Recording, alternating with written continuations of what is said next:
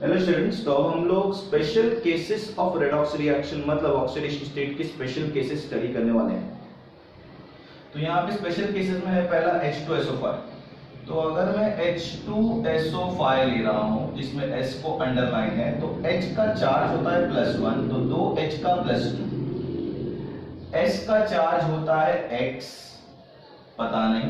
Oxygen का charge होता है -2, तो -10 हो गया इज इक्वल टू 0। तो x - 8 is equal to 0, x is equal to +8। लेकिन सल्फर का चार्ज +6 से ज्यादा जाता नहीं है, तो +8 कैसे गया? ठीक है, तो +8 कैसे गया? तो ये +8 कैसे, +6 कैसे गया? ओके, +6 से ज्यादा जाता नहीं, तो +8 कैसे क्या आ गया यहाँ पे? तो यहाँ पर आपको याद रखना है H2SO4 का structure, that is sulphuric acid का स्ट्रक्चर। सल्फ्यूरिक एसिड का स्ट्रक्चर इस तरह से होता है, S double bond OH OH double bond O, tetrahedral होता है लेकिन मैंने इस तरह से ड्रॉ किया है।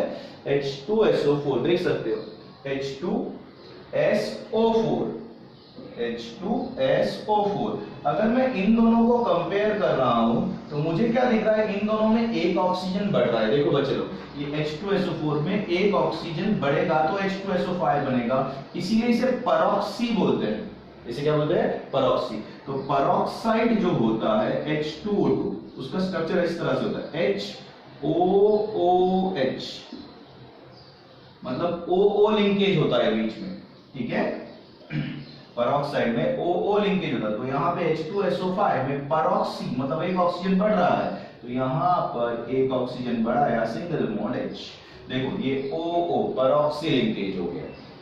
ठीक है, अब यहाँ पर मैं चार्जेस सब्स्टिट्यूट करता हूँ, तो मुझे पता है OH का चार्ज होता है -1, O का चार्ज -2, O का चार्ज -2, H का चार्ज +1।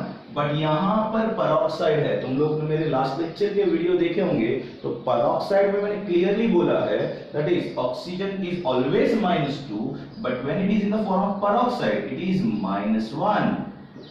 तो ये -1 +1 कैंसिल हो जाएगा, और यहाँ पर कितने नेगेटिव चार्ज बच गए?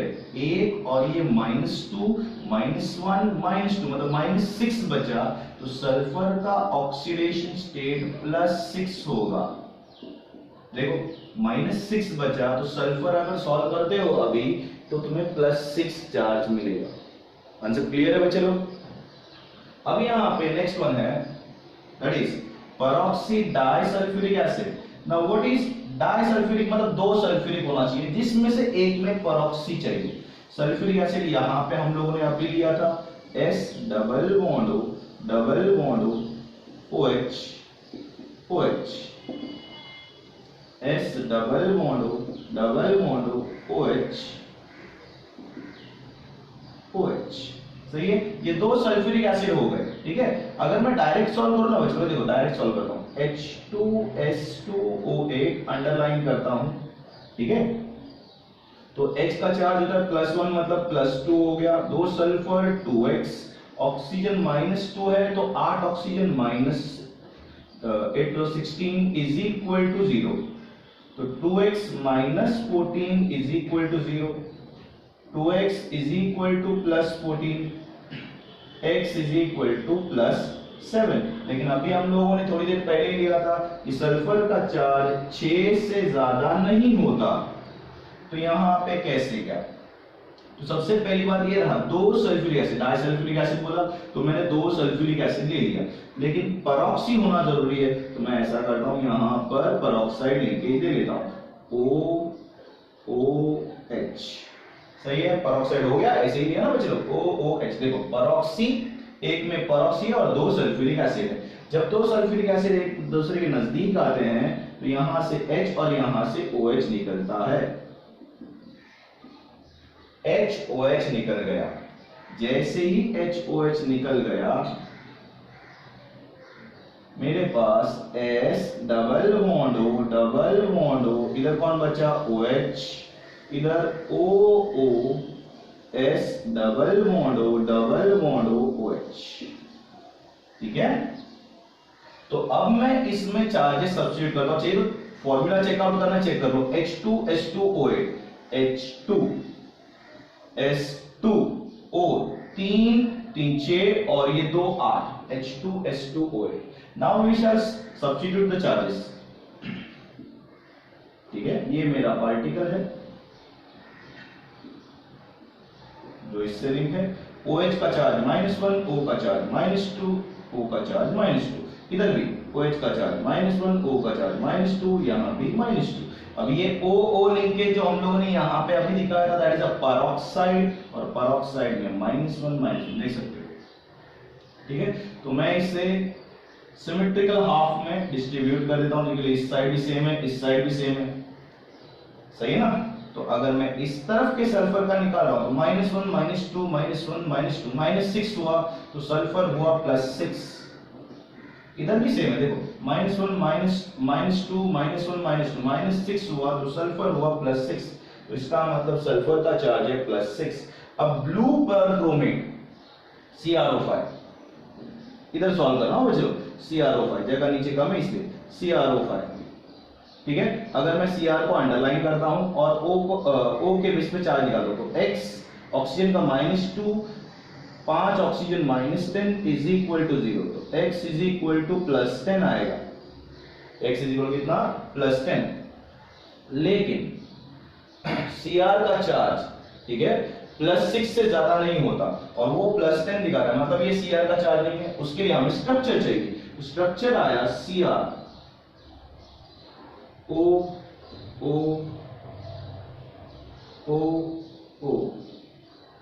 Double bond O. ये हुआ स्ट्रक्चर CrO5.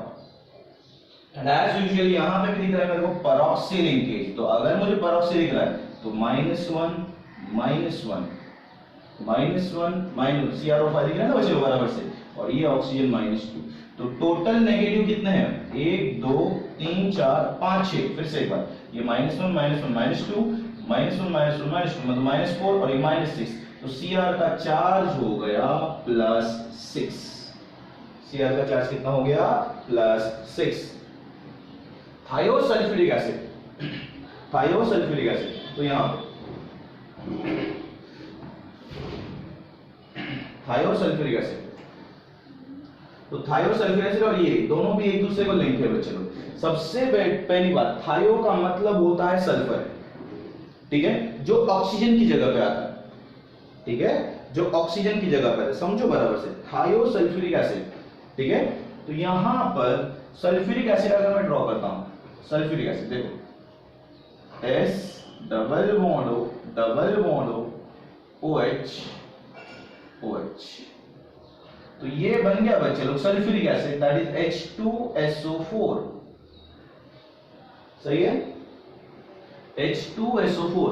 तो अगर मैं इसमें से ऑक्सीजन कम कर देता हूं तो यहां पे 3 ऑक्सीजन बच गए, और सल्फर बढ़ा देता हूं तो यहां पे 2 सल्फर, तो H2SO3. देखो बच्चों बराबर से H2SO4 था, तो जिसमें से मैंने ऑक्सीजन कम करके सल्फर. ऐसा क्यों हो सकता है? क्योंकि ये ऑक्सीजन के ही ग्रुप में सल्फर आता है नीचे. ठीक है, तो ऑक्सीजन का चार्ज सल्फर दिखा सकता है, मतलब सल्फर का चार्ज -2 यहां पे, ऑक्सीजन -2, OH -1. तो ये बीच वाला सल्फर जो है वो -6 है, तो +6 दिखाएगा, और इसके बाजू में ये जो सल्फर है ये -2 दिखाएगा. That means sulphur will have 2 charges. ये ऑक्सीजन की जगह पे आया ना बच्चे लोग, दैट इज -2 एंड +6. सेंटर पे जो है वो +6 होगा. सेम यहां पे भी S double bond S ONA double bond O. देखो Na2S2O3. Same structure. Underline species का ऑक्सीडेशन स्टेट निकालना है. ठीक है, यस. तो अगर ऐसा है तो यहां पर हमारे पास ऑक्सीजन का चार्ज ONA मतलब -1 हो गया, -2 + 1 -2 + 1 ऑक्सीजन का चार्ज -2, और सल्फर ऑक्सीजन की जगह पे आया तो -2. तो इसका मतलब सल्फर का 2 चार्जेस आएगा. What are the 2 charges? That is +6 है ना, -6 के सामने ये +6 और ये वाला -2. अब क्लोरीन, ब्लीचिंग पाउडर का फॉर्मूला होता है CaOCl2. ठीक है, मैं इसे अंडरलाइन कर दूं और निकालने की कोशिश करूं तो बच्चों क्या आएगा, Ca का चार्ज सेकेंड ग्रुप तो +2, ऑक्सीजन का charge -2 is equal to Cl +2x is equal to 0। तो +2 - 2 0 हो जाएगा, तो 2x is equal to 0, x is equal to 0, मतलब तुम्हारे क्लोरीन का कोई चार्ज नहीं आएगा। But this is not true बच्चों।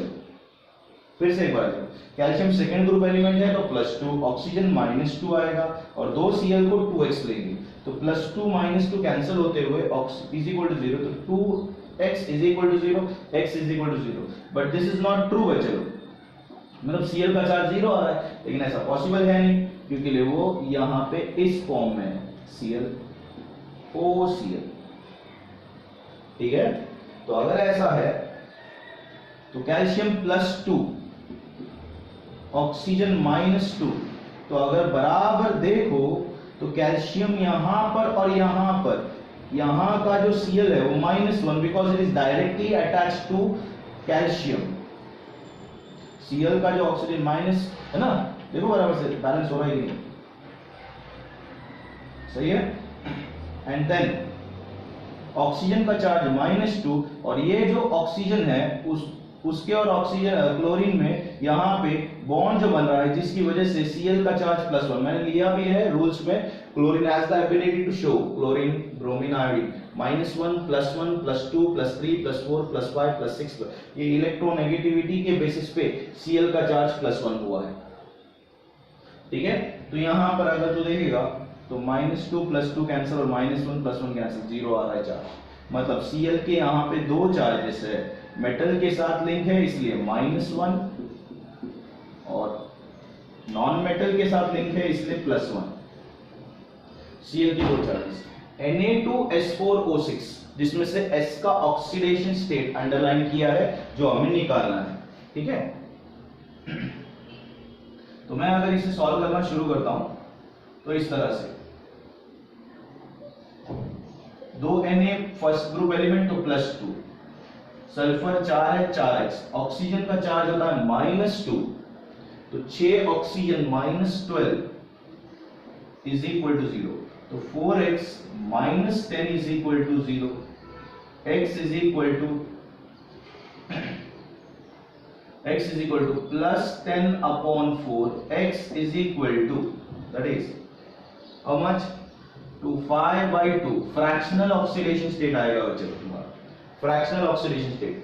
अब ज्यादा करके फ्रैक्शनल ऑक्सीडेशन स्टेट में आपको क्लियरली बोलता हूं, ज्यादा करके फ्रैक्शनल ऑक्सीडेशन स्टेट क्या लिखा था याद रखना, it shows 2 different oxidation state of a single particle, मतलब तुम्हारा जो सल्फर है इसके शायद 2 ऑक्सीडेशन स्टेट होंगे, या फिर it is a average oxidation state, ये जो निकाला गया है ये एवरेज ऑक्सीडेशन स्टेट है,